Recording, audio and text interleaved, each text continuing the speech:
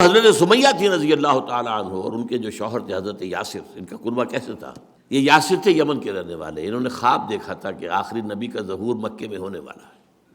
اس لیے وہ آئے، یمن کو چھوڑ کر مدینہ مکے میں آ گئے۔ اچھا، یہاں قریش کا معاملہ کیا تھا کہ یا تو قرشی رہے گا مکے میں یا قرشی کا حلیف، کسی قرشی کے حلیف بن کر آپ رہ سکتے، یا قرشی کا غلام ہوگا، کوئی بھی ہو، حبشی ہو، کوئی ہو۔ تو ابو جہل کے چچا تھا ایک، وہ شریف النفس انسان تھا، اس کے حلیف بن کر یہ آباد ہو گئے یہاں، اور اس کی کنیز تھی یہ حضرت سمیہ رضی اللہ تعالیٰ عنہ، اس کی اجازت سے ان سے نکاح کر لیا، انہیں اللہ نے بیٹا دیا عمار۔ تو یہ 3 افراد کا گھرانہ تھا۔ وہ چچا مر گیا، اب ابو جہل کے پاس اختیار آ گیا، اس نے جو ستایا ہے، جو ٹارچر کیا ہے، تذکرہ کرتے ہوئے رونگٹے کھڑے ہوتے، جو حیوانیت اور بربریت۔ بیٹا جو ہے وہ تو تاب نہیں لا سکا، لیکن اس نے کچھ کلمہ کفر کہہ کر جان بچا لی، پھر بعد میں اپنے آپ کو باندھ لیا حضرت عمار نے کہ میں نے یہ کیا کیا، اب تو حضور ہی مجھے یہاں پر آ کر کھولیں گے تو میں کھولوں گا، ورنہ میں یہی جان دے دوں گا۔ حضور نے آ کر کھولا اور فرمایا کہ ٹھیک ہے، دین میں اس کی بھی اجازت ہے، جان بچانے کے لیے کلمہ کفر کہا جا سکتا ہے، بشرطے کہ دل میں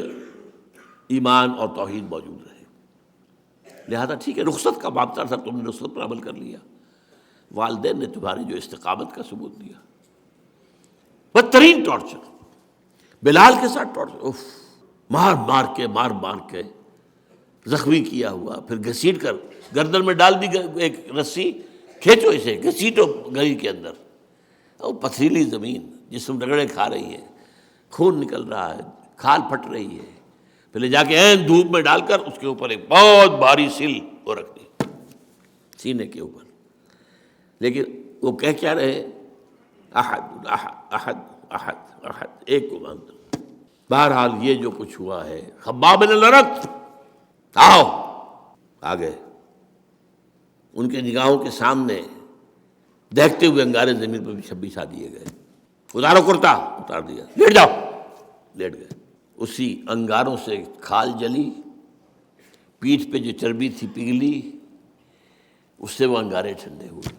یہ تعصیب اس طرح کی۔ حضرت مصعب بن عمیر چچا نے کہا، یہ تم کیا عیش کرتے ہو، یہ تمہارے جو فوت شدہ باپ ہے وہ مشرک تھا، اس کی دولت ہے، اس پر عیش کر رہے ہو تم،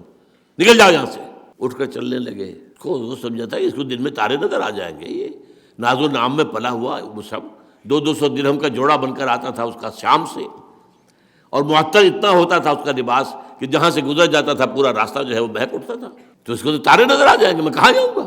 اٹھنے لگے تو اب اس کے اوپر جو جوش ہے، یہ کپڑے بھی اسی مشرک باغ پہ ہیں، اتارو اس کو، اتار دیے۔ مادر ذات برہنہ ہو کر اپنی ماں کے پاس آئے ہیں، ماں نے آنکھوں پر ہاتھ رکھا ہے، وہ سب کیا ہوا ہے کہ ماں میں موحد ہو گیا۔